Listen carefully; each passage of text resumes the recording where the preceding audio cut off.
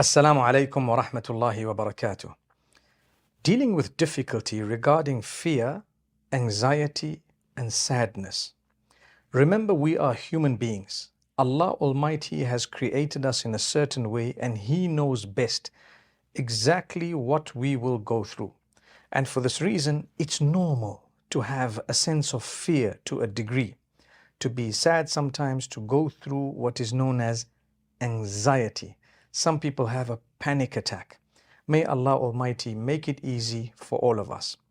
Today I want to go through some of the verses of the Quran and a little bit of the guidance from the Sunnah of the Prophet Muhammad sallallahu alaihi wasallam. Firstly, remember Allah Almighty says in Surah Al-Baqarah that He will test all of us. وَلَنَبْلُوَنَّكُمْ, we will indeed test all of you, بِشَيْءٍ, with some of, and then He draws up a list of things. The first on that list is al-khawf. Al-khawf meaning fear. People may be scared. They may fear something. You might fear loss. You might fear attack. You may fear sickness. You may fear death. You may fear a lot of things. But Allah Almighty tells you as He goes through that list that the winners are a certain category of people. We need to know Allah's created us in a way that naturally I would be afraid of certain things. I would have a little anxiety to a certain extent. When I say to a certain extent, Allah's given us coping mechanisms. If we were to take them into consideration, apply them, perhaps make them a part of our lives, it would help us tremendously. And Allah would never put in our lives tests without showing us how to pass those tests, how to go through them. So Allah says, we will test all of you with some of fear. Allah Almighty tells us to lay our trust in Him at all times. Rasulullah sallallahu alaihi wasallam was told, La tahzan, and he told Abu Bakr as-Siddiq radiallahu anhu when the two of them were in the cave as they were migrating from Mecca to Medina, and the enemy was looking for them, and the enemy was right at the opening or the mouth of that particular cave.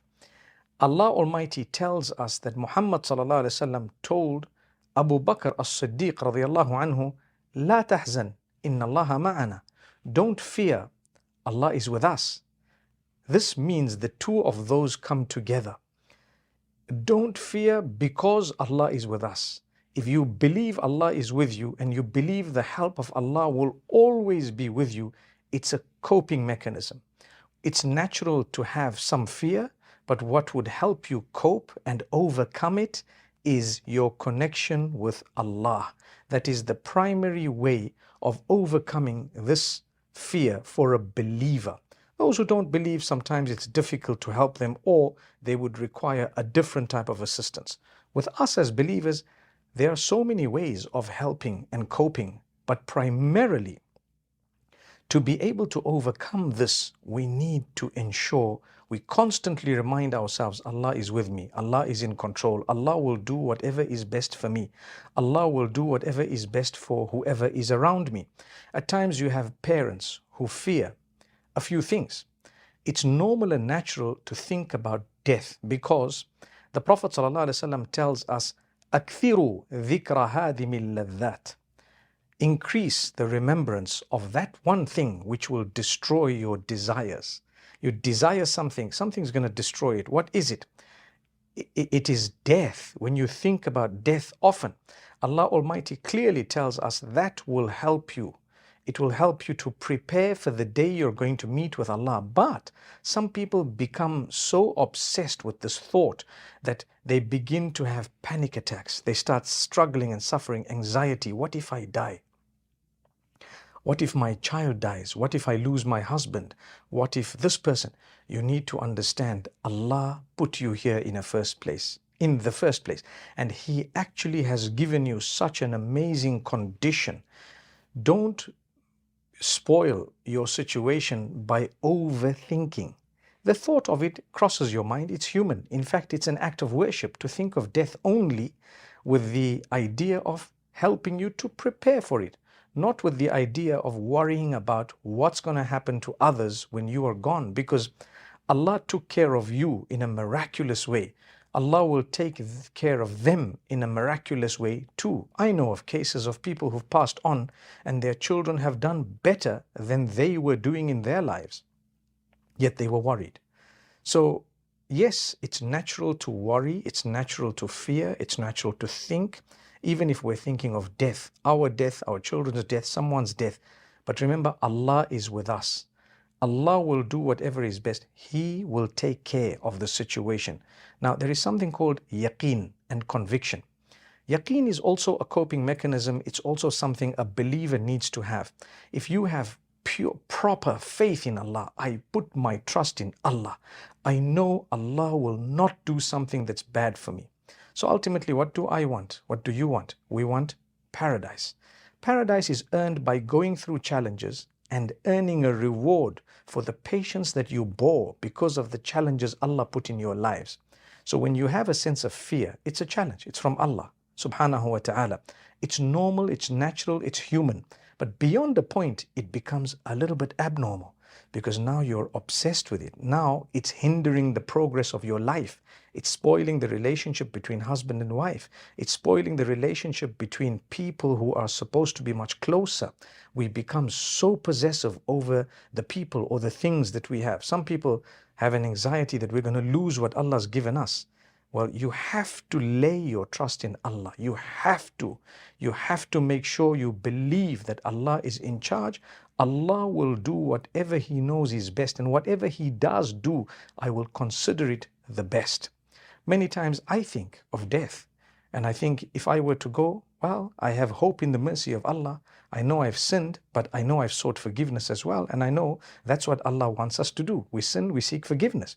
And it's not like we sin out of defiance of our Lord, but rather out of human weakness. So sometimes we think, will we be prepared for the day of meeting with Allah subhanahu wa ta'ala? Well, I've tried my best. I'm going to keep trying. And you know what? I have to lay my trust in Allah. If that day comes, I will have hope in Allah, enough to make me look forward to the hereafter. And I have an element of fear, not to the degree where I can't worship Allah anymore, but to the degree where I know that it's the mercy of Allah I'm hoping for, and therefore I'm not going to mess up to the best of my ability.